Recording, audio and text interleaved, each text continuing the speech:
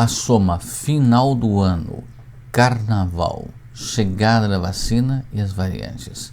Essa mistura explosiva para o descontrole da pandemia. A Fundação Oswaldo Cruz divulgou nesta semana um boletim que aponta o agravamento da pandemia de Covid no Brasil. De acordo com a Fiocruz, 19 unidades da federação têm taxas de ocupação de leito de UTI acima de 80%.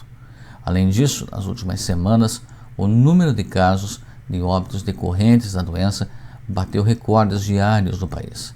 E a tendência, de acordo com os pesquisadores, é de piora.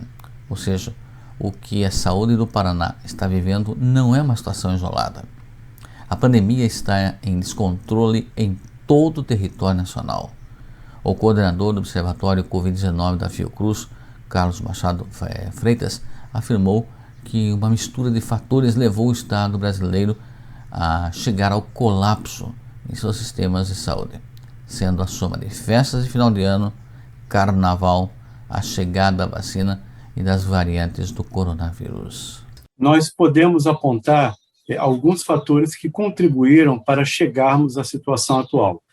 Primeiro, nós já vimos alertando, foram as festas de fim de ano, com o aumento da circulação de pessoas e das atividades econômicas de modo geral. Logo após janeiro, veio o carnaval, também com as pessoas, mesmo o carnaval não tendo sido realizado em muitas cidades, se encontrando e se aglomerando. Esses dois momentos foram importantes na contribuição em termos de espalhar a pandemia pelo país de um modo geral e para o crescimento do número de casos e óbitos. Um segundo processo muito importante é que muitas prefeituras e estados hesitaram, principalmente em dezembro, em adotar medidas mais duras, mais rigorosas. E um terceiro aspecto, que é simbólico, mas importante, a chegada das vacinas, a partir de dezembro, sem dúvida, é uma boa notícia, uma boa nova, mas as vacinas são incapazes de, sozinha, resolverem o problema. Nós precisaríamos de um processo de vacinação em larga escala e mais acelerado. Esse processo está bastante lento. Segundo, as pessoas, achando que a vacina está aí, se sentiram mais seguras para circular e aumentar as suas atividades. Com um quarto aspecto também importante, que é o surgimento de novas variantes e a presença de novas variantes, seja a variante da África do Sul, do Reino Unido e a recente identificada em Manaus.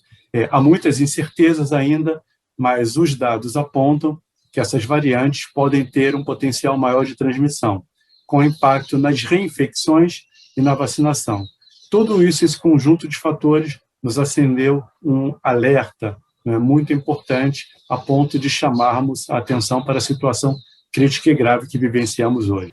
Freitas também descreve quais atitudes que a população e poder público devem tomar nesse momento para tentar conter a pandemia e avisa que o distanciamento social e as medidas de higiene devem ser mantidos até o fim da pandemia, seja decretado pelas autoridades de saúde internacionais. Nós estamos numa situação que é alarmante igual agora e ela pode piorar com o tempo. Nós temos um conjunto de medidas importantes de serem adotadas. A primeira é o distanciamento físico, social. Esse não é o momento da gente encontrar os amigos, os parentes, as pessoas que gostamos e abraçarmos. E o uso de máscara em larga escala. Não dá para sair sem máscara, assim como a higienização das mãos. Existem as medidas de supressão da pandemia, que são medidas mais radicais, com o fechamento das atividades não essenciais nos períodos que a ocupação de leito ultrapasse 80% e que o número de casos e óbitos venha subindo. Essas são medidas que devem ser adotadas pelos governos estaduais e pelas prefeituras. O pesquisador também salienta a necessidade de proteger a população mais vulnerável. E tudo isso deve ser realizado também olhando principalmente para os mais vulneráveis, para os mais pobres. É necessário ter medidas de apoio social, porque sem isso eles não podem ficar em casa, também vão acabar circulando por uma questão de sobrevivência e contribuindo para se infectarem e assim colocarem em risco a si e também aos outros.